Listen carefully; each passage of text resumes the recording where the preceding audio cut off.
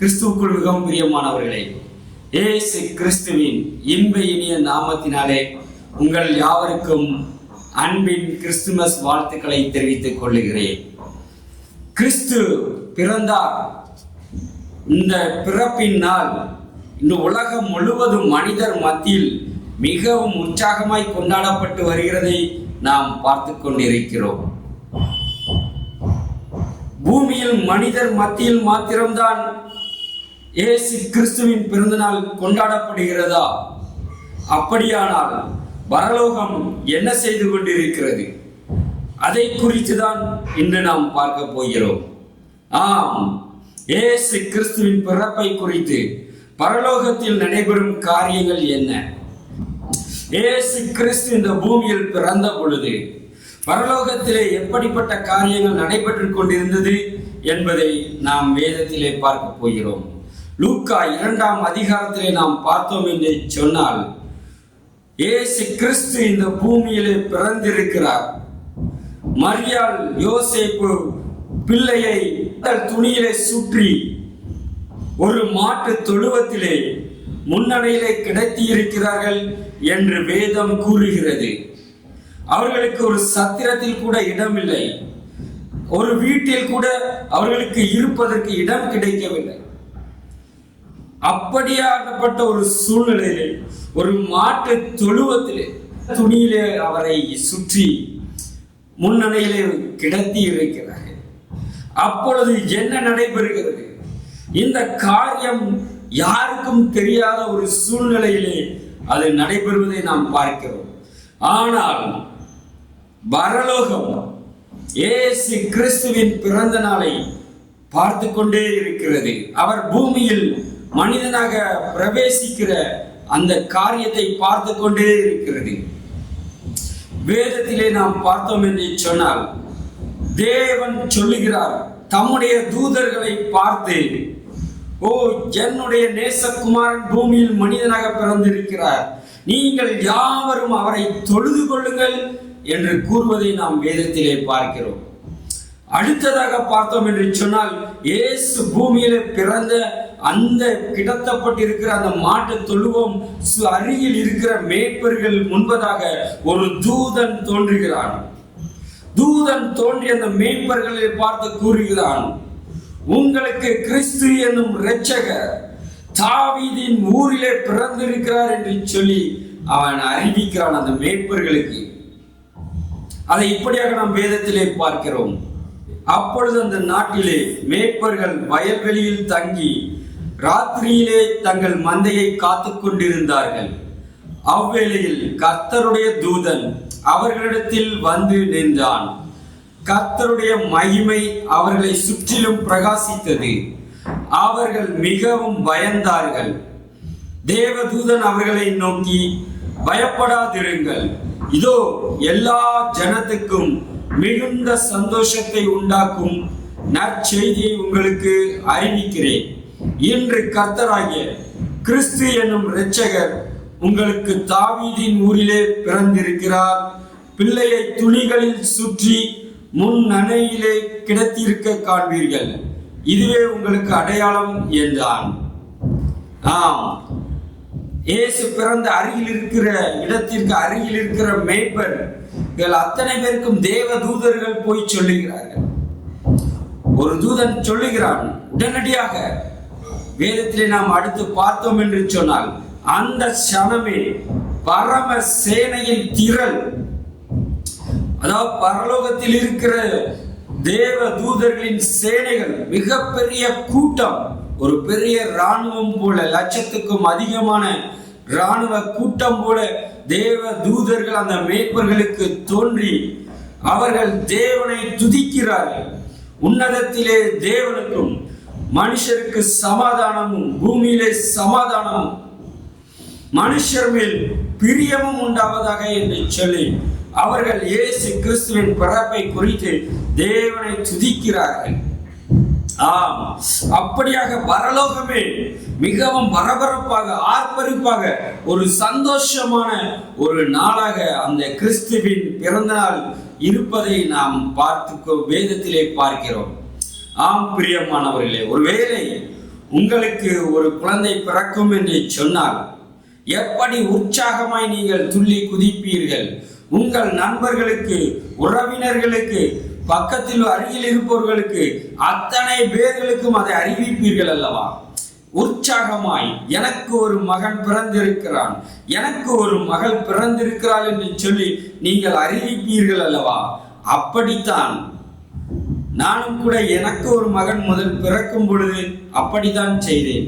அதே போல இயேசு கிறிஸ்து பூமியில் பிறக்கும் பொழுது தேவன் அவரை தொழுது கொள்ளுங்கள் என்று சொல்கிறார். தேவதூதர்களை குறித்து தேவதூதர்கள் ஆர்ப்பரிக்கிறார்கள், மனிதர்களுக்கு ஓடி அங்கு இருக்கிற மனிதர்களுக்கு அறிவிக்கிறார்கள். அது மாத்திரமல்ல, எங்கோ இருக்கிற சாஸ்திரிகளை தேவன் நட்சத்திரங்கள் மூலம் அவர்களுக்கு வழிகாட்டி அவர்களை அழைத்து கொண்டு வந்து இயேசு கிறிஸ்துவை பணிந்து கொள்ளும்படியாய் செய்கிறார். ஆம், அப்படி என்று சொன்னால் இயேசு கிறிஸ்துவின் பிறப்பை குறித்து இந்த பரலோகம் எவ்வளவாய் மகிழ்ந்திருக்கிறது என்பதை நாம் அறிந்து கொள்ள முடிகிறது அல்லவா? சரி, எதற்காக இவ்வளவு ஒரு உற்சாகம், ஒரு சந்தோஷம் பரலோகத்திலே? இயேசு கிறிஸ்து இந்த பூமிக்கு எதற்காக வந்திருக்கிறார்? அவர் ஒரு ராஜாவாக இந்த பூமிக்கு அவர் வந்திருக்கிறார். ஏதோ ஒரு நாட்டை அரசாள வேண்டும் என்றால் இயேசு கிறிஸ்து இந்த பூமிக்கு வந்திருக்கிறார். அவர் வந்தது ஒரு ஏழை கோலம் எடுத்து ஒரு ஏழையின் வீட்டிலே தங்க கூட இடமில்லாத ஒரு இடத்திலே அவர் வந்து அவர் பிறந்திருக்கிறார். பிறகு எதற்காக பரலோகம் அதை குறித்து இவ்வளவாய் சந்தோஷப்பட வேண்டும்? சற்று யோசித்து பாருங்கள்.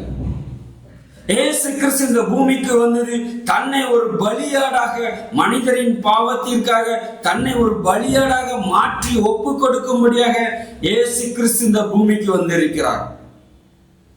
அப்படி என்று சொன்னால் அவர் பாடுபட போய் இந்த பூமிக்கு வந்திருக்கிறார். சிலுவையிலே தொங்கி தன்னை மறிக்க ஒப்பு கொடுக்க வந்திருக்கிறார். இந்த பூமியில் அவர் வாழும் நாட்கள் எல்லாம் அவர் உபத்திரவத்தை, பாடுகளை அனுபவிக்க அவர் பிறந்திருக்கிறார் என்று தீர்க்கதரிசிகளின் மூலமாக முன்னதாகவே முன் அறிவிக்கப்பட்டிருக்கிறது. அப்படி என்று சொன்னால் பரலோகம் ஏன் இயேசு கிறிஸ்துவின் இந்த பூமியை பிறப்பை குறித்து மகிழ்ச்சி அடைய வேண்டும்? நியாயமாக நாம் பார்ப்போம் என்று சொன்னால் பரலோகம் வருத்தப்பட்டு கொண்டிருக்க வேண்டும்.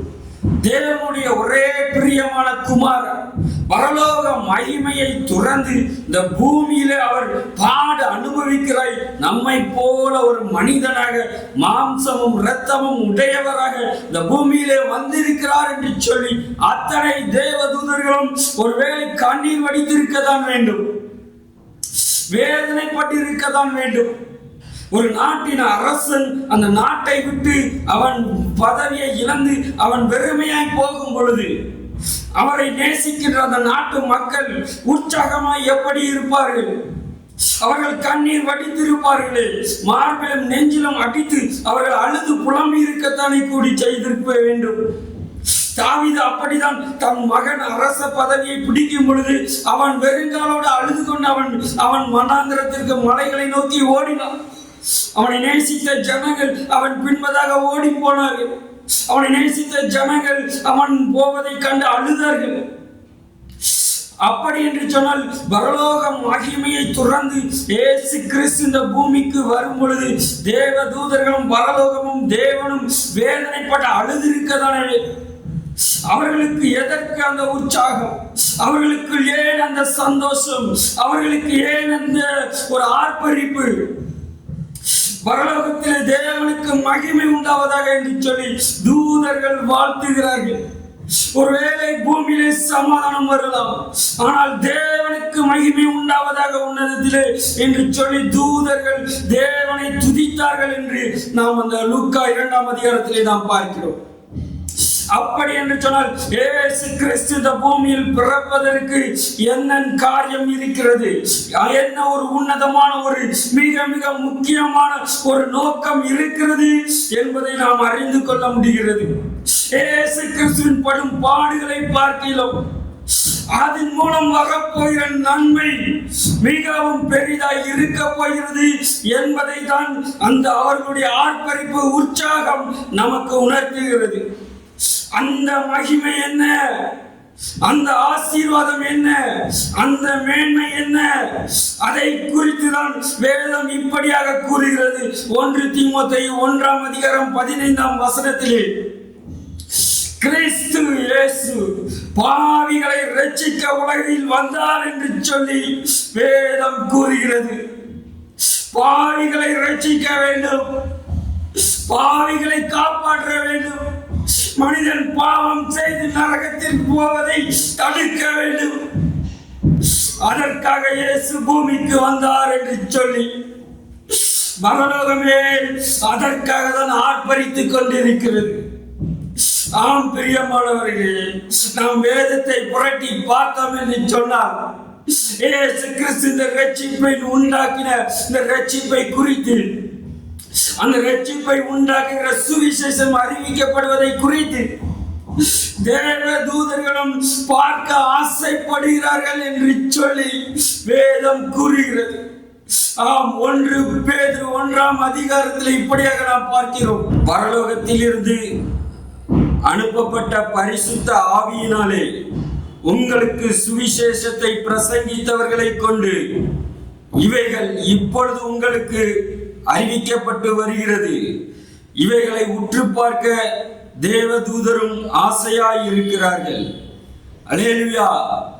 இன்று இயேசு கிறிஸ்து பூமிக்கு வந்து மரித்து நமக்கு ஒரு ரட்சிப்பை உண்டு பண்ணி இருக்கிறார். அதைத்தான் நாம் சுவிசேஷமாய் ஜனங்களுக்கு அறிவித்துக் கொண்டிருக்கிறோம். அந்த சுவிசேஷத்தை பார்க்க, அந்த சுவிசேஷம் மூலம் காப்பாற்றப்படுகிற ரட்சிக்கப்படுகிற மனிதர்களை பார்ப்பதற்கு தேவ தூதர்களும் ஆசைப்படுகிறார்கள் என்று சொல்லி வேதத்திலே நாம் பார்க்கிறோம். அப்படி என்று சொன்னால் இந்த ரட்சிப்பு எத்தனை அருமையானது! தேவனுக்கு அது எவ்வளவு ஒரு மகிமையும் ஒரு சந்தோஷத்தையும் உண்டாக்குகிறதா இருக்கிறது. ஆம் பிரியமானவர்களே, வேதம் அதை தான் நமக்கு உணர்த்துகிறது. வேதத்திலே நாம் பார்ப்போம் என்று சொன்னால் மனம் திரும்புகிற ஒரே பாவியின் நிமித்தம் பரலோகத்தில் மிகுந்த சந்தோஷம் உண்டாயிருக்கிறது என்று வேதம் கூறுகிறது. லூக்கா 15 இப்படியாக இயேசு கிறிஸ்து கூறுவதை நாம் பார்க்கிறோம். மனம் திரும்புகிற ஒரே பாவியின் நிமித்தம் பரலோகத்தில் மிகுந்த சந்தோஷம் உண்டாயிருக்கும் என்று உங்களுக்கு சொல்லுகிறேன். அல்லேலூயா. ஆம், அடுத்து 10 நாம் பார்ப்போம் என்று சொன்னால், அதுபோல மனம் திரும்புகிற ஒரே பாவியின் நிமித்தம் தேவனுடைய தூதருக்கு முன்பாக சந்தோஷம் உண்டாயிருக்கிறது என்று உங்களுக்கு சொல்லுகிறேன் என்றார். இயேசு கிறிஸ்து கூறுகிறார், மனம் திரும்புகிற ஒரே பாவியின் நிமித்தம் பரலோகத்திலே மிகுந்த சந்தோஷம் உண்டாயிருக்கிறது. தேவ தூதர்களுக்கு முன்பதாக இயேசு கிறிஸ்து பூமியில் பிறந்த பொழுது திரள் சேனைகளாய் பூமிக்கு வந்து மேய்ப்பர்களுக்கு அறிவித்த அந்த தூதர்களுக்கு முன்பதாக இயேசு கிறிஸ்து இந்த பூமியிலே ரட்சிப்பை கொண்டு வந்தாரே, அந்த ரட்சிப்பை அவர் நிறைவேற்றி தீர்க்கும் பொழுது அந்த ரட்சிப்பின் பலனாகிய ஆத்தும ரட்சிப்பை அவர்கள் பார்க்கும் பொழுது தேவ தூதர்களுக்கு முன்பதாக மிகுந்த சந்தோஷம் உண்டாயிருக்கிறது என்று வேதம் கூறுகிறது. ஹல்லேலூயா. ஆம் பிரியமானவர்கள், அதற்காக தான் இயேசு கிறிஸ்து இந்த பூமிக்கு வந்தார். பாவிகளை ரட்சிக்க கிறிஸ்து இயேசு பூமிக்கு வந்தார் என்று, உலகத்தில் வந்தார் என்று வேதம் கூறுகிறது. அது என்ன ரட்சிப்பு? அது நம்முடைய ஆத்தும ரட்சிப்பு. நம்முடைய பணத்தையோ பதவியையோ படிப்பையோ வேறு எந்த உலக செல்வாக்கையோ செல்வத்தையோ காப்பாற்றுகிற ரட்சிப்பு அல்ல. அது நம்முடைய ஆத்தும ரட்சிப்பு. மரித்த பின்பு நாம் நம்முடைய ஆத்துமா எங்கே போய் இளைப்பாற போகிறது? ஒருவேளை நரகத்திலே வேதனைப்படக்கூடாது என்று பரலோகத்திலே என்னுடைய இளைப்பாறுதலுக்குள் பிரவேசிக்க வேண்டும் என்று சொல்லி ஒரு ஆத்தும ரட்சிப்பை மனிதர்களுக்கு கொடுக்கும்படியாய் கல்வாரி சிலுவையிலே இயேசு கிறிஸ்துவை பலியிடும்படியாய் தேவன் ஒப்பு கொடுத்த தம்முடைய குமாரன் உண்டாக்கிய ரட்சிப்பு, அதை பார்க்க தேவ தூதர்களும் ஆசையாய் இருக்கிறார்கள் என்று நாம் வேதம் கூறுகிறது. ஆம் பிரியமான, வேதம் கூறுகிறது, மனுஷன் உலகம் முழுவதையும் ஆதாயப்படுத்தி கொண்டாலும் தன் ஜீவனை நஷ்டப்படுத்தினால் அவனுக்கு லாபம் என்ன என்று வேதம் கூறுகிறது. உன்னுடைய ஜீவன் நீ காண்கிற இந்த பூமியில காண்கிற எந்த ஒரு காரியத்திற்கும் இணையானது அல்ல என்று வேதம் கூறுகிறது. நீ உன்னுடைய அப்படிப்பட்ட ஜீவனை நீ உன்னுடைய உலகத்திற்காக நீ ஒப்பு கொடுத்து விட்டால், விட்டு விட்டால் உனக்கு என்ன லாபம்? உன்னுடைய வேலையினால் உனக்கு நஷ்டம் தான், உனக்கு ஒரு லாபம் இல்லை என்று வேதம் கூறுகிறது. இதை எப்பொழுது நாம் உணர்ந்து கொள்வோம்? என்றைக்கு இந்த பூமியில் இருந்து நாம் கண்களை மூடுவோமோ, என்றைக்கு தேவனுடைய வருகை வருமோ, அப்பொழுதுதான் அந்த நட்டம் நமக்கு வேதனை உண்டாக்கும் என்பதை நாம் புரிந்து கொள்வோம். அதற்காக தான் தேவன் சுவிசேஷத்தை அறிவித்துக் கொண்டிருக்கிறார். தம்முடைய பிள்ளைகளை மீது தமது ஆவியை அமர பண்ணி என் ஜனத்தை எப்படியாவது நரகத்திற்கு தப்புவிக்க வைக்க வேண்டும் என்று சொல்லி தேவன் நம்மை அழைத்துக் கொண்டிருக்கிறார். அதைத்தான் இந்த லூக்கா 15ஆம் அதிகாரத்திலே நாம் வாசிக்கிறோம். சகல ஆயக்காரரும் பாவிகளும் அவருடைய வசனங்களை கேட்கும்படி அவரிடத்தில் வந்து சேர்ந்தார்கள். அப்பொழுது பரிசேயரும் வேதபாரகரும் முறுமுறுத்து, இவர் பாவிகளை ஏற்றுக்கொண்டு அவர்களோட சாப்பிடுகிறார் என்றார்கள். அவர்களுக்கு அவர் சொன்ன உவமையாவது, உங்களில் ஒரு மனுஷன் 100 ஆடுகளை உடையவனாயிருந்து அவைகளில் ஒன்று காணாமற் போனால் 99 ஆடுகளை மனாந்தரத்திலே விட்டு காணாமற் போன ஆட்டை கண்டுபிடிக்கும் அளவும் தேடி திரியானோ?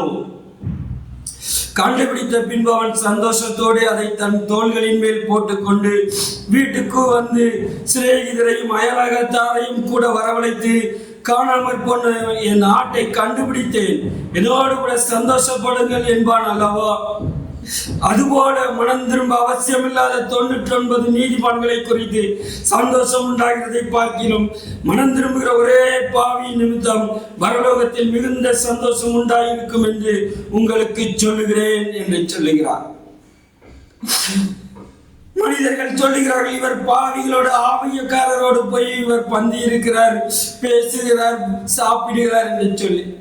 ஆனால் இயேசு கிறிஸ்து சொல்லுகிறார், காணாமற் போன ஒரு ஆட்டை நான் தேடி வந்திருக்கிறேன். அதை கண்டுபிடிக்கும் பொழுது எல்லாரையும் கூப்பிட்டு அந்த மேய்ப்பன் சந்தோஷமா இருக்க மாட்டானா?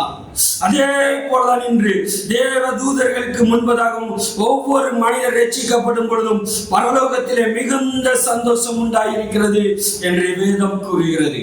இயேசு கிறிஸ்து அவர்களுக்கு அப்படியாக பதில் கூறினார். ஆம் பிரியமானவர்களே, இயேசு கிறிஸ்துவின் பிறந்த நாளை கொண்டாடுகிற நாம், இயேசு கிறிஸ்து எதற்காக இந்த பூமிக்கு வந்தார்,